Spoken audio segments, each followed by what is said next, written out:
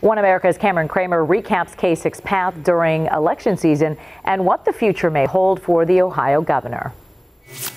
One day after Ted Cruz ended his 2016 run, John Kasich joins the Texas senator on the sidelines of the GOP race, clearing the way for Donald Trump to run unopposed. For Kasich, the announcement was a long time coming as he struggled to capture support outside of his home state of Ohio.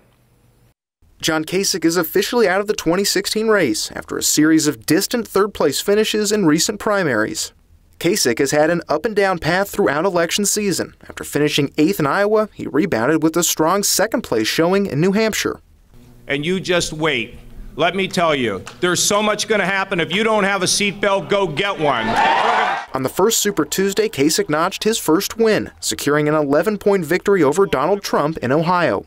But from there, Kasich's support stalled out. He was hoping for a victory in Michigan, but finished third behind Trump and Cruz, losing to the latter by just 9,000 votes.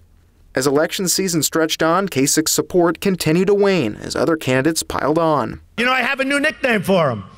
1 for 41. Both Trump and Cruz called for Kasich to drop out, but the Ohio governor refused, citing numerous general election polls that showed he performed favorably against Hillary Clinton. I'm the best candidate to be president of the United States, and secondly, I'm the only one that can win in the fall. Look at those polls. But the writing was on the wall as the calendar flipped to May. Kasich's campaign coordinated with the Cruz camp to target certain states and avoid others in an effort to stop Trump and save money. I don't see this as any big deal, other than the fact that I'm not going to spend resources in Indiana. He's not going to spend them in other places. So what?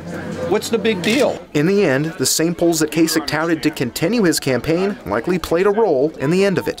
A public policy poll released this week surveyed Kasich's home state Ohio voters. 49% wanted him to drop out, compared to just 38% that wanted him to stay in.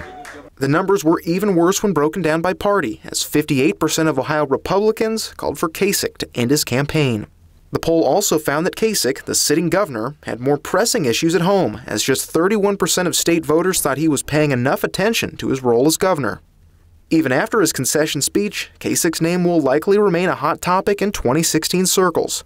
Not only is the Republican convention taking place in Cleveland in July, but in November, all eyes will be on the swing state.